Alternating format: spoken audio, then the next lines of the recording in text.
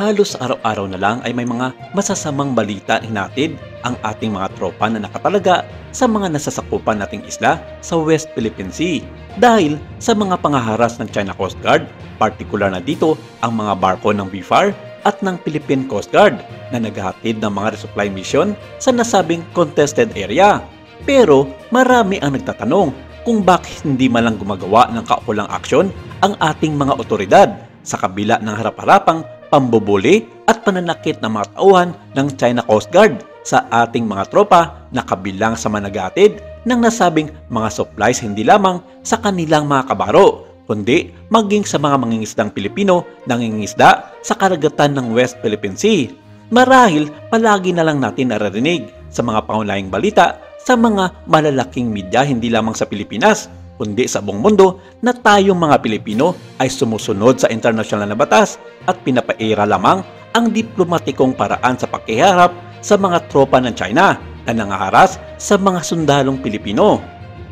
Ayon sa nakasaad ng mga rules and regulation ng hukbong sandatahan ng Pilipinas ay nihanay nila ang kanilang pakikiharap sa China ayon sa International Rules of Engagement ng United Nations na nakasaad sa formal ang mga patakaran ng pakikipag-ugnayan ay tumutukoy sa mga utos na inilabas ng isang karampatang otoridad ng militar na naglalarawan kung kailan, saan, paano at laban kung kanino maaring gamitin ang pwersang militar at mayroon silang mga implikasyon sa kung anong mga aksyon ang maaaring gawin ng mga sundalo sa kanilang sariling autoridad at kung anong mga direktiba ang maaaring gamitin at ilalabas lamang ito ng isang commanding officer. Kaya klaro sa lahat ng Pilipino na gustong harapin at may galit sa China na walang magagawa ang mga sundalong Pilipino, kabilang na dito ang mga crew at kapitan ng mga barko ng Philippine Coast Guard na walang paintulot ng mga matataas na opisyal ng ating militar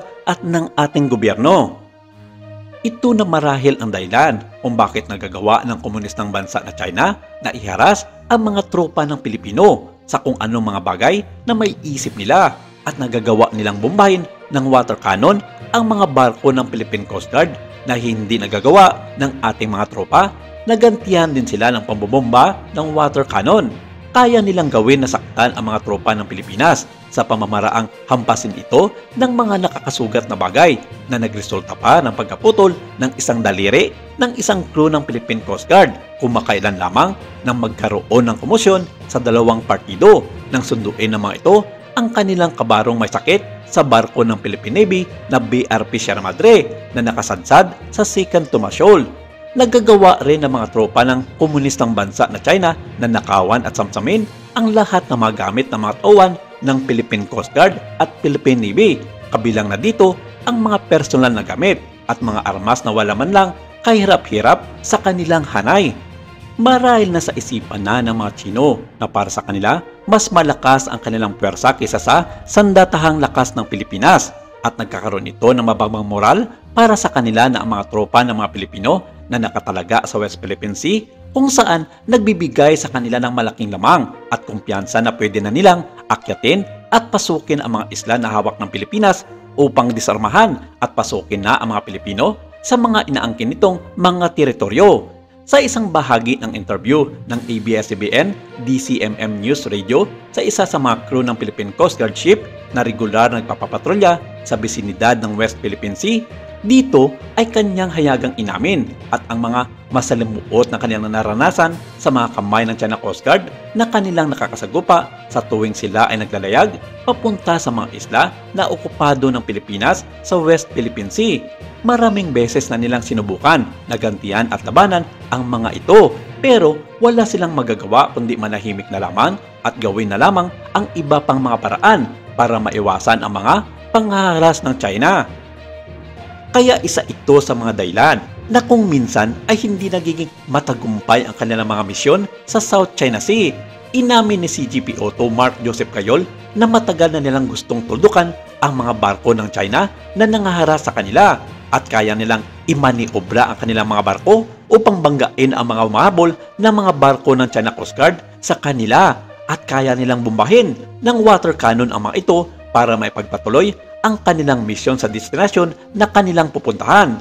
Pero ayon sa kanya, masakit man isipin Pero may direktiba sa kanila ang kanilang mga commanding officer na huwag gumawa ng dahas laban sa mga tropa at barko ng China, alang-alang sa tinatawag na diplomatic status ng Pilipinas na sumusunod sa international na batas. Ayon kay Gayol, may mga oras na iniisip niya na mag-return na lamang sa kanyang pwesto dahil hindi na niya masikmura ang mga patakaran ng gobyerno ng Pilipinas tungkol sa pakikiharap nito at sa mga ginagawa ng China sa kanyang mga kabaro sa mga barko ng Philippine Coast Guard, lalong-lalo na sa pagtataboy ng mga ito sa mga bangkang-pangisda ng mga mangingisdang Pilipino.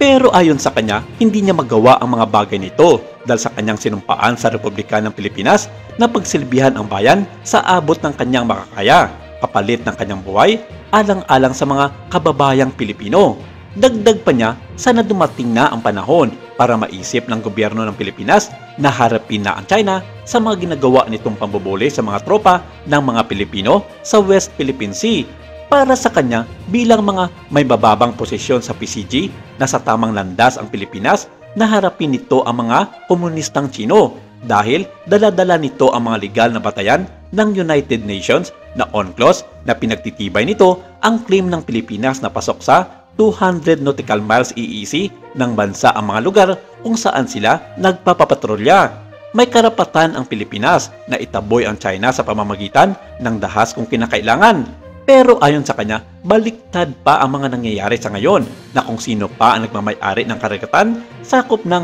200 nautical miles EEZ ng bansa ay siya pa itong hinaharas at pinapaalis. Maraming salamat. Ito lang muna ang ating update for today.